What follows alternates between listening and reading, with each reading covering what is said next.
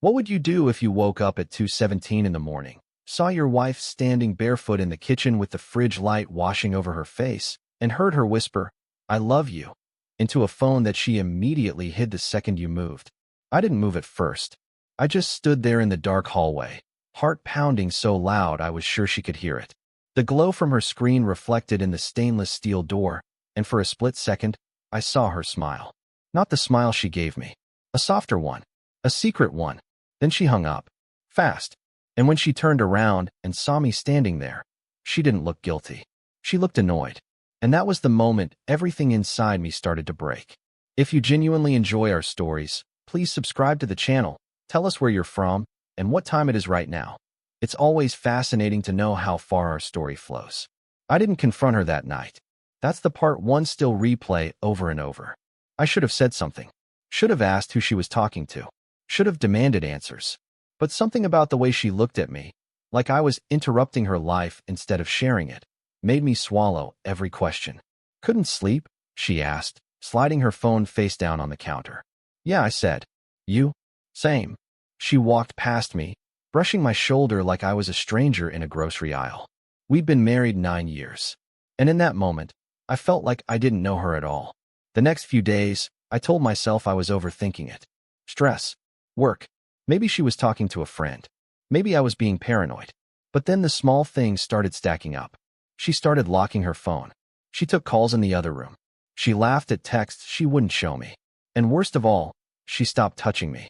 No casual hand on my arm. No kiss goodbye. No lingering eye contact. It was like I had become furniture. One night, we were at a diner off Sunset Boulevard in Los Angeles, our usual spot. Same booth. Same waitress who knew our order. Except this time, she barely looked up from her phone. "Everything okay?" I asked.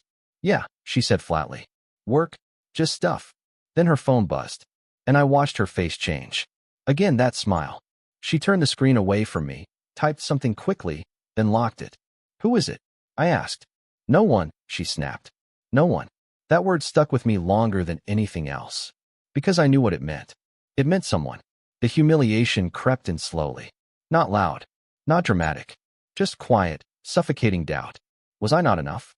Had I missed something? Was there a moment where she decided I didn't matter anymore? I started checking everything. Bank statements. Receipts. Credit card charges. That's when I found it. A charge from a boutique hotel in downtown Los Angeles. The standard. 2 nights. Midweek. She told me she had a work conference that week. I didn't say anything. Instead, I started watching. Learning. Tracking. She left earlier. Came home later. Showered immediately. Kept her phone glued to her. And one night, she forgot to lock it. Just once. That's all I needed. I waited until she fell asleep. My hands were shaking so bad I almost dropped it. Messages. Dozens of them. A name saved as M. I opened the thread. And just like that, my life ended. Pictures. Plans. Jokes about me. Actual jokes. She still thinks he's clueless. "Don't worry. I'll be with you Friday night again. I wish I could fall asleep next to you every night." And then, "I love you." My chest felt like it collapsed inward. I couldn't breathe. I sat there on the edge of the bed, staring at the woman I thought I knew, sleeping peacefully next to me, while her entire other life lived inside that phone. That was the night I stopped being her husband and started becoming something else. I didn't confront her. Not yet. Instead, I got smarter. I copied everything. Screenshots. Emails. Call logs. I hired a private investigator in West Hollywood. Within 2 weeks, I had everything.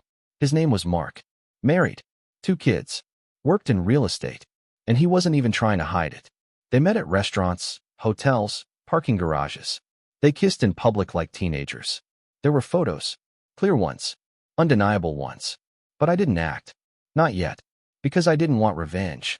I wanted annihilation. I contacted a lawyer. A very good one.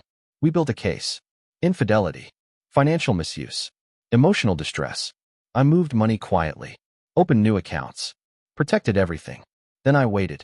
3 months. 3 long months of pretending. Of smiling at her across the dinner table. Of listening to her lie. Until everything was perfectly in place. The trap. The exposure happened on a Friday night. She thought she was going out with friends.